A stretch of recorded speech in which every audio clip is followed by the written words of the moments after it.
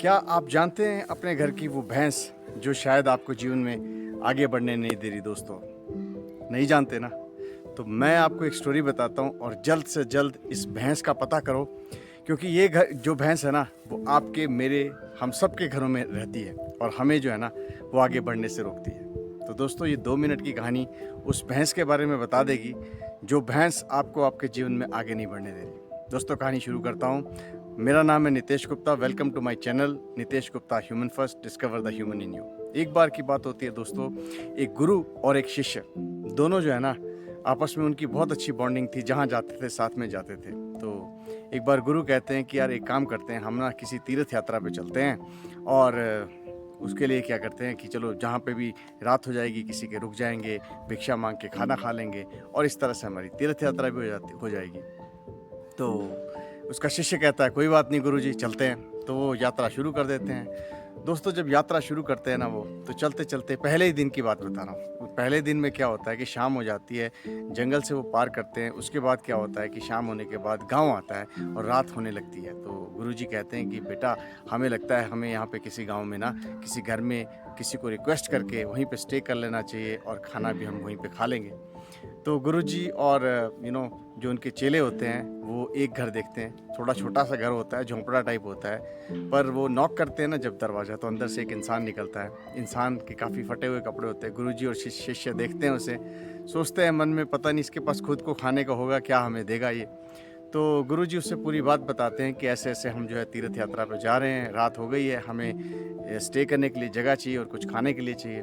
तो वो जो गरीब इंसान होता है ना, बड़ा खुश होता है। बोलता है गुरुजी, ये तो मेरा अहोभाग्य है कि आप मेरे घर में पधारे। मैं इस चीज़ को बहुत पॉजिटिव तरीके से लेता हूँ। आप मेरे घर में रुकिए, आप खाना खाइए, जो आपको दिल करे वो खाइए। तो वो अपने बेटे से उसे मिलवाता है, अपनी बिटिया से मिलवाता है, पत्नी से मिलाता है, माँ बाप से मिलाता है, सारी फैमिली से, जो है उस झोंपड़े में वो 6 के 6 लोग होते हैं, 6 के 6 लोगों से मिलवाता है उसे, गुरुजी को और उनके चेले को। फिर क्या होता है दोस्तों, कहानी सुनते रहिएगा, बड़ी इंटरेस्टिंग कहानी है। गुरुजी खाना खा लेते हैं, बातचीत करना शुरू कर देते हैं। तो कहते हैं कि तुम क्या करते हो? तो वो इंसान कहता है मैं कुछ नहीं करता, मेरे पास ना बहुत सारी ज़मीन है, लाखों की ज़मीन है, बट उसमें क्या है कि सारे गांव वाले कहते हैं कि ये बंजर है और इसमें कुछ नहीं लग सकता, तो मैंने कभी कोशिश ही नहीं की। तो गुरुजी थोड़ा सा अचंभित हो जाते हैं। फिर बोलते हैं अच्छा, तेरे पास इतनी ज़मीन है तो उसमें कुछ उगाता नहीं, तो फिर तेरा गुजारा कैसे चलता है? तो वो इंसान कहता है कि मेरे पास ना एक भैंस है। मैं उसी भैंस की बात कर रहा हूँ दोस्तों, जिस भैंस को मैं इनिशियल में बोला था। तो उसकी भैंस देखिए, फिर आप अपनी भैंस ढूंढिएगा। तो उसने कहा कि मेरे पास ना एक भैंस है जो मुझे दूध देती है, उस दूध को बेचता हूँ मैं और मेरा पूरा गुजारा चलता है। तो गुरुजी जो है ना, मन ही मन कुछ सोचते हैं, बोलते हैं ठीक है भाई, और सो जाते हैं। रात को 3 से 4 बजे के करीब ना गुरुजी अपने चेले को बोलते हैं चल बेटा हम निकल देते हैं यहाँ से, हमारे को तीर्थ यात्रा पे देर हो जाएगी। चेला बोलता है ठीक है गुरुजी, जैसी आपकी इच्छा।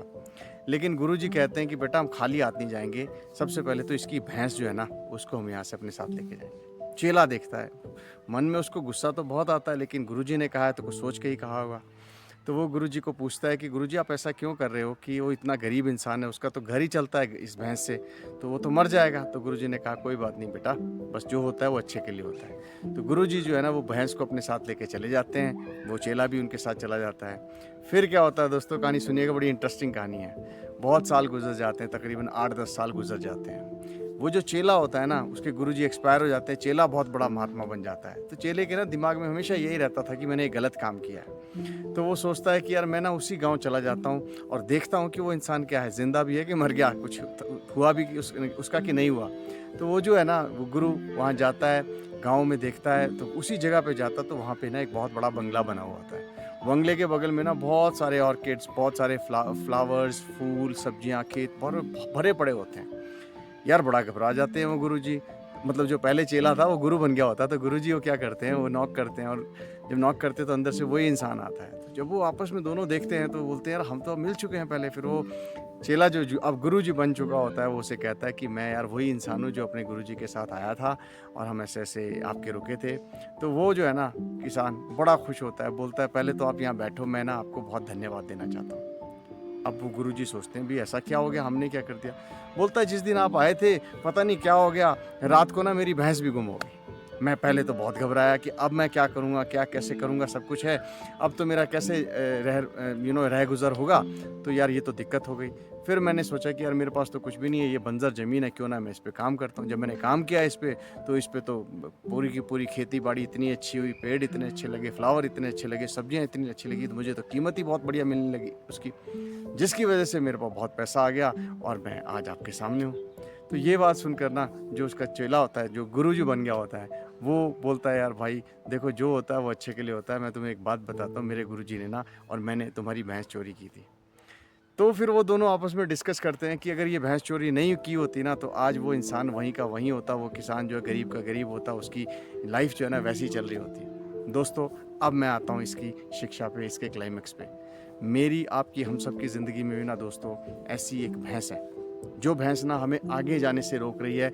वो हमें कुछ ना कुछ दे रही है, जिससे हम ये सोचते हैं यार बस ठीक है, चल रहा है चल रहा है। तो दोस्तों, ये जो भैंस जिस इंसान ने अपनी खोज ली ना, और उस भैंस को निकाल दिया और चैलेंजिंग चैलेंजिंग चीज़ को एक्सेप्ट कर लिया, जिस चीज़ में आपको डर लगता है कि यार ये मैं करूँगा तो शायद दिक्कत आ जाए, लेकिन आपको पता है कि इसको करने के बाद अगर सक्सेस मिलेगी तो बहुत बड़ा कुछ मिलेगा। तो दोस्तों, इसी भैंस की मैं बात कर रहा था। आपको ये स्टडी करना पड़ेगा, ये फाइंड आउट करना पड़ेगा कि आपकी ज़िंदगी की वो भैंस कौन सी है, जिस भैंस ने आपको आगे जाने से रोका है। और अगर आप उस भैंस को पहचान लेंगे दोस्तों, तो मुझे ऐसा उम्मीद है कि आप भी उस गरीब इंसान के जैसे बहुत बड़े, जैसे उसमें ट्रांसफॉर्मेशन आई, उसकी ज़िंदगी में ट्रांसफॉर्मेशन आई, आपकी ज़िंदगी में भी ट्रांसफॉर्मेशन आएगी। तो छोटी-छोटी चीज़ों से जिससे हमें खुशी मिलती है ना दोस्तों, दैट इज़ ओके, बट उसके बियॉन्ड जो चैलेंजेस हैं ना, अगर हम उसको कवर अप करते हैं ना, तो शायद हमें ज़्यादा बड़ी सक्सेस मिल सकती है। तो दोस्तों, उम्मीद करता हूँ आपको ये स्टोरी अच्छी लगी होगी। अगर अच्छी लगी तो प्लीज़ मेरे चैनल को लाइक करिए, सब्सक्राइब करिए।